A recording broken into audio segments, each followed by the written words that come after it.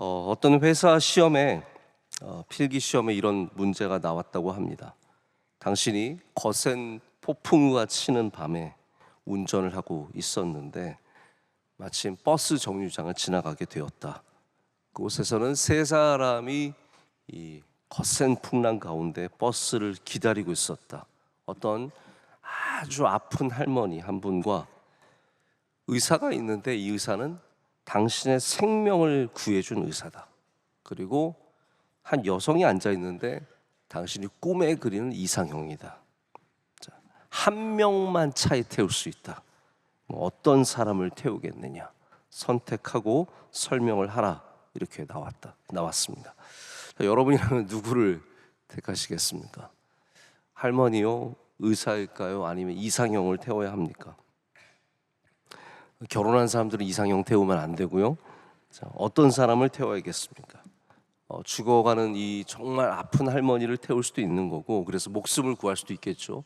혹은 은혜를 갚기 위해서 나를 살려줬던 그 의사를 태울 수도 있습니다. 이상형을 태워서 평생을 행복하게 살고 싶은 마음도 있을 겁니다. 그런데 이 시험을 치른 수백 명 가운데 1등으로 뽑힌 답이 제가 봐도 참 신비한 답입니다. 이분이 이렇게 썼습니다. 의사 선생님에게 차 열쇠를 드리고 할머니를 병원으로 모셔다 드리게 합니다. 그리고 자기는 이상형과 함께 버스를 기다리겠습니다. 라고 되어 있습니다. 굉장히 지혜로운 대답이죠. 네. 우리는 이런 문제를 보면 어떻게 누구를 어떻게 선택을 하고 어떻게 해야 될까 굉장히 고민이 되지만 항상 모든 문제는 답이 있습니다. 우리 인생에 만나는 수많은 수수께끼 같은 문제들이 있습니다. 여기서 어떻게 빠져나갈 수 있을지, 여기서 도대체 내가 무엇을 어떻게 해야 될지 전혀 모르는 곳에서 우린 그렇기 때문에 하나님의 지혜를 구하고 하나님이 열어주신 길을 만나야 합니다. 항상 길은 있기 때문입니다. 길이 있습니다. 우리 따라해 보겠습니다. 길이 있다. 우리 인생에 길이 없는 곳 같은 그런 삶 속에서, 막다른 골목에서, 빠져나갈 곳이 없는 곳에서 하나님은 길을 열어주십니다. 우리 사람의 다양한 문제들, 우리 죄의 문제, 타락의 문제, 우리의 능력으로 벗어날 수 없는 수많은 문제가 있는데 우리 스스로 풀 수 없는 이 구원의 문제를 하나님께서 풀어주셨는데 바로 예수 그리스도십니다. 그래서 예수님을 우리가 뭐라고 합니까? 길이다라고 말합니다. 길이 없는 우리들에게, 빠져나갈 길이 없는 우리들에게 예수님께서 오셔서 우리의 길이 되어주셨습니다. 그래서 주님은 길이요 진리요 생명이다라고 말합니다. 이 길 밖에는 없다는 말입니다. 절대로 못 풀 것 같았는데 우리가 예수 그리스도를 믿음으로 우리는 이 문제를 풀게 되었습니다. 하나님은 그래서 하나님을 믿는 사람들에게 길을 열어주시는 분이십니다. 아브라함을 한번 보십시오. 하나님께서 아브라함을 시험하실 때 100세에 얻은 아들 이삭을 바치라고 하셨습니다. 여러분, 이 시험을 도대체 우리가 어떻게 피할 수 있겠습니까? 우리가 피하는 방법은 딴 데 이사 가서 하나님의 눈에서 피하고 하나님의 범위에서 피하면 되겠다고 생각하지만 어떻게 여러분 이 문제를 피할 수 있겠습니까? 우리가 지혜로 능력으로 피할 수 있겠습니까? 그런데 아브라함은 정면 돌파를 택합니다. 순종함으로, 믿음으로. 모든 문제는 믿음으로 푸셔야 됩니다. 이거를 내 지혜와 내 생각과 교묘한 술수로 풀면 되겠다고 생각하지만 절대로 그렇게 문제가 풀리지 않습니다. 믿음으로 문제를 풀어야 합니다. 믿음으로 문제를 풀면 하나님께서 길을 주십니다. 그래서 아브라함도 이것을 지혜로 푼 것이 아닙니다. 오직 믿음으로 이 문제 앞에 섭니다. 여러분, 이런 문제 앞에서 컨닝도 못합니다. 내 주변에 좀 똑똑한 사람 있고 잘난 사람 있으면 어떻게 컨닝해서 조금이라도 이 문제를 풀어볼까 싶지만 인생의 문제는 컨닝을 할 수가 없습니다. 어디 잘하는 사람 거 빌려와서 내 아이의 문제를 풀 수 없습니다. 우리 힘든 아이들 키우시는 부모님들은 막 육아 서적 보고 뭐 좋은 선생님들 말씀 들어서 어떻게 풀어보려고 하는데 안 풀립니다. 그렇게 쉽게 아이들이 그렇지 않습니다.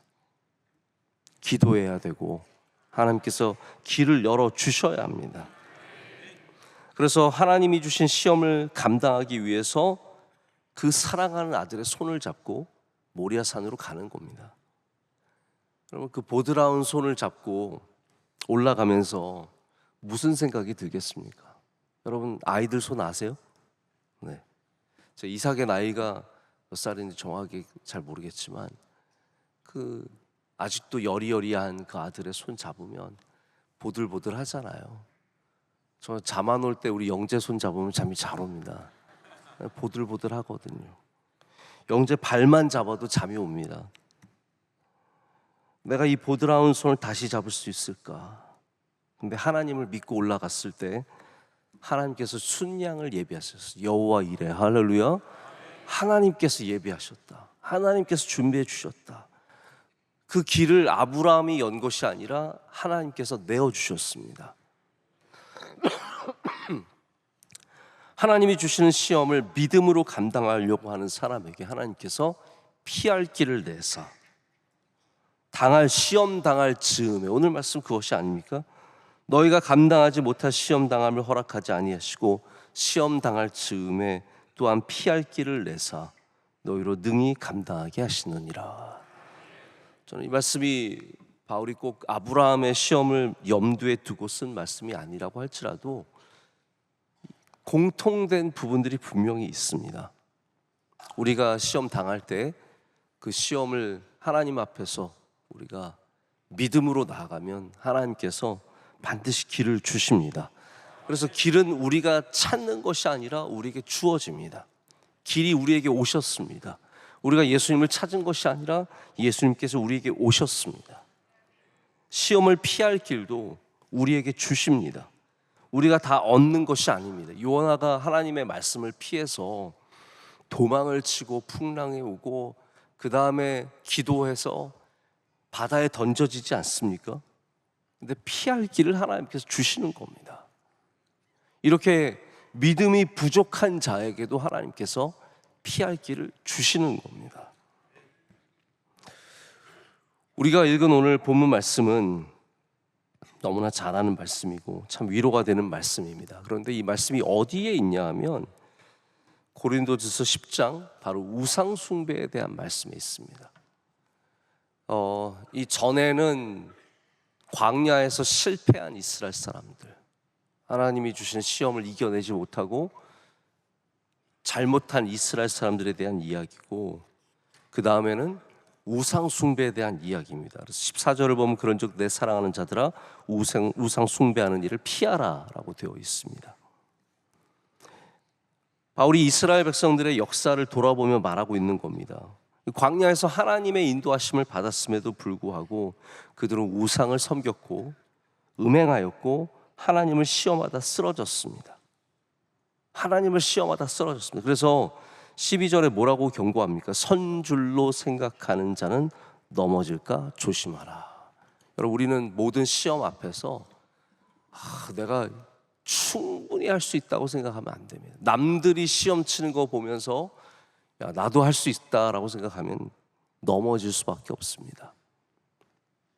우리는 항상 겸손해야 되고 하나님을 의지하는 사람들이 되어야 합니다. 이 넘어질 수 있는 이 경고 앞에서 우리는 하나님이 열어주시는 길을 사모하며 하나님을 의지하며 나아가야 된다는 겁니다. 이스라엘 백성들은 끊임없이 우상 때문에 넘어졌습니다.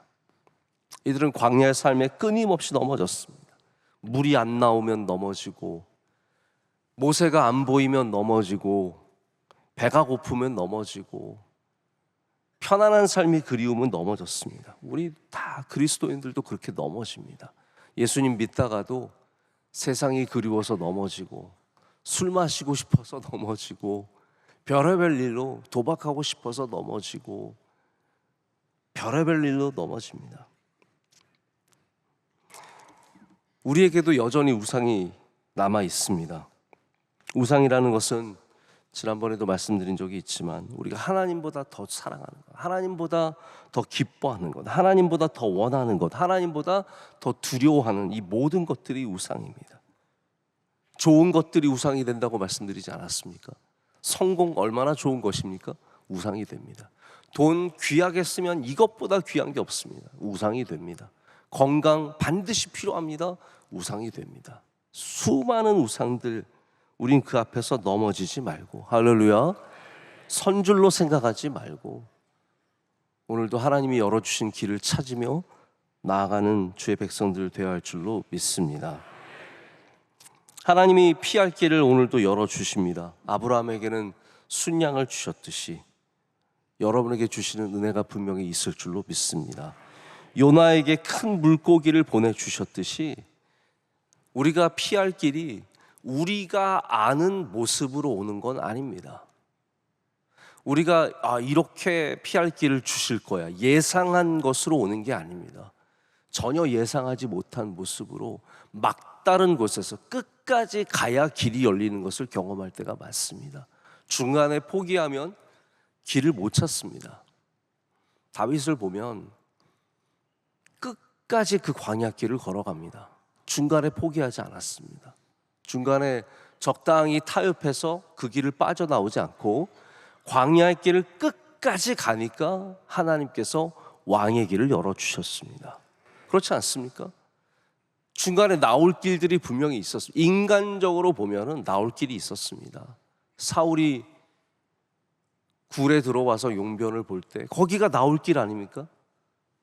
우리 인간은 그런 것에 넘어지는 거죠. 왜냐하면 이게 길처럼 보이니까요.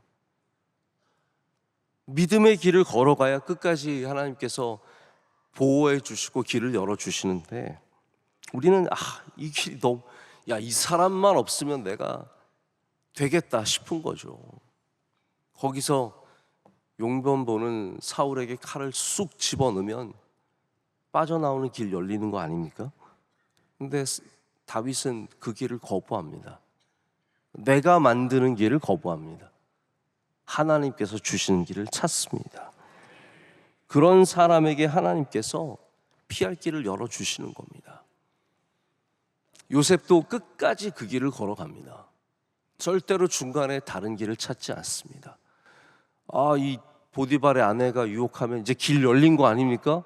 내가 여기 출세하겠네, 한 권력 잡겠네. 보디발의 아내와 동침할 뿐만 아니라 잘만 하면은 거기서 얼마나 콩고물이 떨어지겠습니까? 그러나 요셉은 그 길을 택하지 않습니다. 인간의 길, 사람의 길, 내가 분명히 빠져나올 수 있는 것 같은 그런 길을 택하지 않고 뿌리치고 감옥으로 들어갑니다. 오히려 더 막다른 골목으로 치달아 들어가는 겁니다. 그런데 하나님께서 그 가운데 길을 열어주신 겁니다. 그래서 술 맡은 관원을 통해서 하나님께서 길을 열어주시고 왕을 만나게 하시고 총리가 되게 하시고 이스라엘을 그 깊은 흉년에서 구원하게 하시는 은혜를 베풀어 주십니다. 오늘도 하나님께서 우리에게 피할 길을 내사 우리로 능히 감당하게 하실 줄로 믿습니다. 감당하게 하신다는 것이 중요합니다. 우리에게 시험이 없다는 말이 아니라 감당하게 해주신다라는 겁니다. 하나님은 우리가 풀무불에 들어갈 때 우리와 함께 하시고, 우리가 광야길에 걸어갈 때 우리와 함께 하시고, 구름기둥과 불기둥으로 함께 하시고, 버티는 힘을 주시고 소망으로 인내하게 하십니다. 제가 어떤 그림을 봤는데 hope, 소망이라고 하는 제목의 그림입니다. 이 그림을 보면 언젠가 이걸 좀 설교하고 싶었는데, 이렇게 한 동그란 구형 물체에, 황금빛 구형 물체에 한 여인이 올라 앉아 있습니다. 이 여인은 눈이 보이지 않도록 눈을 칭칭 감아맸습니다. 이 아름다운 여인이 하프 하나를 들고 메어 있는데 하프를 가만히 보면 줄이 하나밖에 없습니다. 줄이 딱 하나 남았습니다. 그런데 그 하프에 귀를 기울이는 그 여인이 하프를 연주합니다. 이게 뭐 그림이니까 막 연주하는 게 막 보이진 않지만 연주하는 모습이에요. 그게 소망이에요. 다 끊어졌습니다. 하프의 다른 줄들이 다 끊어졌어요. 근데 한 줄이 남아 있습니다. 그것이 소망이고 그 한 줄을 통해서 이 여인은 아름다운 음악을 만들어냅니다. 버틸 수 있는 하나님께서 주십니다. 한 줄밖에 안 남았지만 딱 이거 하나만, 아무것도 안 남아있지만 하나님께서 그것을 통해서 우리로 반드시 승리하게 하시고 아름다운 음악을 연주하게 하시는 겁니다. C.S. 루이스가 이런 말을 했습니다. 하나님은 우리가 편안하기를 원하시는 것이 아니라 우리가 온전해지기를 원하신다. 제가 목회하면서 늘 그런 딜레마가 있습니다.